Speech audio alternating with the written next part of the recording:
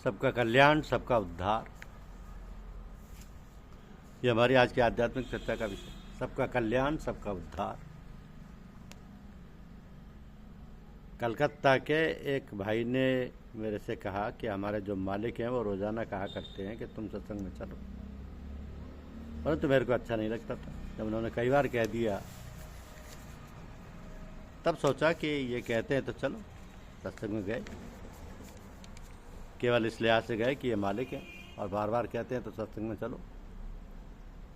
काम खोटे होगा तो इनका होगा।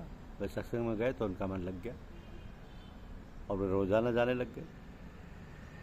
ऐसे हर एक को प्यार से, स्नेह से सत्संग में लगाओ। भीतर में भाव रखो कि सबका कल्याण हो जाए, सबका उद्धार हो जाए, सबकी मुक्ति हो जाए। पाप करने वाले, अन्याय करने वाले, खराब रास्ते जाने वाले भी अपने को दिखें तो समझना चाहिए कि भगवान के प्यारे हैं। भगवान ने सब मम प्रिय कहा है, ये नहीं कहा कि भक्त मम प्रिय। उन्होंने मात्र जीव को अपना प्यारा बताया है। अतः जो पाप अन्याय करते हैं वे भी भगवान के प्यारे हैं, पर भगवान के लाड़ में बिगाड़े हुए हैं या बिगड़े हुए हैं। ज़्यादा लाड़ करने से बच्चा बिगड़ जाता है, इसलिए उन पर दया करो और उनको भगवान में लगाओ। अब भगवान के सम्मुख करो। कोई रोगी है पर हमारे में उसको निरोग करने की योग्यता नहीं है तो उसको वहाँ से ले जाओ, वहाँ ले जाओ जहाँ मुफ्त में दवाई मिलती है। ऐसे ही जो पाप करने में लगे हुए हैं उनको अच्छी बातें सुनाओ, पुस्तकें दो। ये नहीं कर सको तो उनको सत्संग में ले आओ। सत्संग एक औषधालय है, यहाँ आने पर कोई ना कोई दवा लागू पड़ जाएगी। हमें एक सज्जन मिले, उन्होंने एक बहुत बढ़िया बात बताई कि मैं भगवान से कहता हूँ कि हे नाथ, सबका पालन तो आपको करना ही है, कहीं कहीं मेरे को भी मौका दे दो, मेरे को भी निमित्त बना दो। किसी को अन्न दे दें, किसी को वस्त्र दे दें, किसी की सहायता करते हैं, किसी को कुछ दे दें। करना भी आपको है, देना भी आपको है, और साथ में थोड़ा सा मेरे को भी निमित्त बना दो। इस तरह आप भी भगवान से कहो कि हे नाथ, आप सभी का पालन पोषण करते हैं, आप सभी को प्यारे हैं, इतनी कृपा और करो कि कहीं ना कहीं मेरे को भी निमित्त बना दो। जहाँ योग्य समझो उस जगह लगा दो, किसी तरह से मैं भी लोगों के हित में निमित्त बन जाऊँ। ऐसे भगवान से कहो और अपनी तरफ से ऐसा भाव रखो कि सब भगवान के भक्त बन जाए। यहाँ एक सज्जन थे, वटवृक्ष के नीचे सत्संग हो रहा था। उधर बद्रीनारायण की तरफ जो रास्ता जाता है उस पर कई लोग जा रहे थे। उनको देखकर वे सज्जन कहते थे कि मेरे मन में आता है कि वे लोग उधर से जा रहे हैं, अगर यहाँ से होकर जाएं तो थोड़ा सत्संग कर लें। अब ऐसा भाव बनाने में कोई पैसा लगता है? भगवान कहते हैं कि ते प्राप्नवन्ति मामेव सर्वभूत हिते रता। जो प्राणी मात्र के हित में रहते हैं वो मेरे को ही प्राप्त होते हैं। तो प्राणी मात्र के हित का भाव भजन है, भजन भी भजनदार है, मामूली नहीं। बीमार पड़े हो तो पड़े पड़े भी ये भाव रखो कि सब भगवान के भक्त हो जाए। हे नाथ, जब आपके दर्शन में लग जाएं, आपके प्रेम में लग जाएं, आपके भजन में लग जाएं तो कितनी बढ़िया बात है। फिर भजन में लगे या ना लगे ये आपका ठेका नहीं है। नहीं लगे तो उनकी मर्जी। हम कहें कि सत्संग में चलो, वे कहें कि चल हट, हम नहीं जाएंगे, तो अच्छा बाबा ठीक है। मुडवा में एक सज्जन थे, वो लोगों से कहते थे कि सत्संग में चलो, लोग कहते कि भक्त नहीं है। दूसरे दिन फिर कहते हैं कि सत्संग में चलो, तो लोग फिर कहते हैं कि भक्त नहीं है। तीसरे दिन फिर कहते हैं कि सत्संग में चलो, लोग ताड़ना करते पर वे परवाह नहीं करते। अब ठाकुर जी इन पर राजी नहीं होंगे तो किस पर राजी होंगे?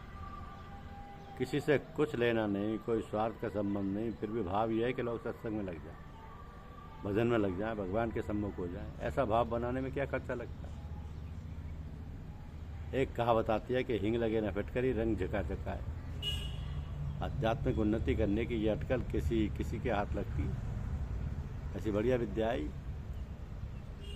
भगवान से प्रार्थना करें कि हमें भी थोड़ा सेवा को मौका दें। तो ऐसा भगवान से कहना अच्छा है या सेवा करने वाली संस्थाओं में जाकर कहना अच्छा है? दोनों ही करो। हम भिक्षा को जाते हैं तो भाई पूछते कि महाराज रोटी लाऊंगा खिचड़ी, तो हम कहते हैं कि रोटी के ऊपर खिचड़ी ले। हाँ, तो नफ़े की बात लेनी। किसी ने पंडित जी से पूछा कि महाराज आप भोजन करोगे कि परोसा ले जाओगे? तो बोले कि भोजन भी करेंगे, परोसा भी ले जाएंगे और यजमान को राजी भी रखेंगे। ऐसा आप भी करो, खुद भी लगो, औरों को भी लगाओ। जैसा धनी आदमी की तरह तरह तरह से आमदनी होती है, चारों तरफ से धन आता है, ऐसे आप भी सच्चे हृदय से लग जाओ तो चारों तरफ से लाभ हो जाए। जब सब भगवान के प्रिय हैं तो फिर संसार में अन्याय क्यों हो रहा है? अन्याय होता नहीं, अन्याय करते हैं। अन्याय करने वाला जिसको कष्ट देता है वह उसके पापों का फल है। जिसको भोग कर वह शुद्ध हो रहा होता है उस पर अन्याय नहीं होता, प्रत्युत करने वाला अन्याय करता है। भगवान की सृष्टि में कपूत सपूत सब तरह के होते हैं, परंतु जिसको दुख दिया जा रहा है उसका बुरा नहीं हो रहा, प्रत्युत उसका भला हो रहा है। अपने पापों का फल भोग कर वह शुद्ध पवित्र हो रहा है। तो कोई कहे कि हमारे पर अन्याय हो रहा है तो बिल्कुल झूठी बात है। अन्याय होता ही नहीं। भगवान के रहते हुए भगवान के राज्य में अन्याय हो सकता है क्या? नहीं हो सकता। हमारे एक सज्जन मिले, वह ईसा को बड़ा मानते थे। मैंने उनसे कहा कि ईसाई धर्म की ऊंची से ऊंची जो बात आप बताओगे उससे बढ़कर बात मैं सनातन धर्म में बता दूंगा। उन्होंने बताया कि ईसा को क्रॉस पर चढ़ा दिया तो उन्होंने प्रभु से प्रार्थना की कि हे नाथ इनको सद्बुद्धि दो। अब भक्तों के चरित्र की एक गुजराती पुस्तक है, उसमें लिखा है कि कुछ चोरी करके भागे, कुछ चोर चोरी करके भागे और उसको पता लगा तो वो पीछे भागी। तो उन्होंने देखा कि पुलिस आ रही है तो उन्होंने जंगल में बैठे बाबा जी के पास सामान रख दिया और जंगल में छिप गए।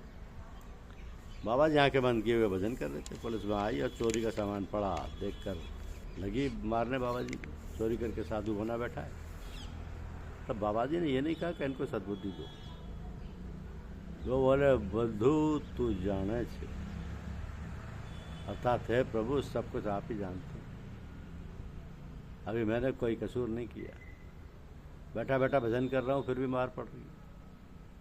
तो पहले मैंने कोई ना कोई पाप किया था जिसका मेरे को पता नहीं, जो मेरे को याद नहीं। इस तरह बाबा जी ने उनकी दुर्बुद्धि मानी नहीं, प्रत्युत इसको भगवान का ही विधान माना। धन्यवाद। यूट्यूब चैनल को लाइक और सब्सक्राइब अवश्य कीजिए। शुक्रिया।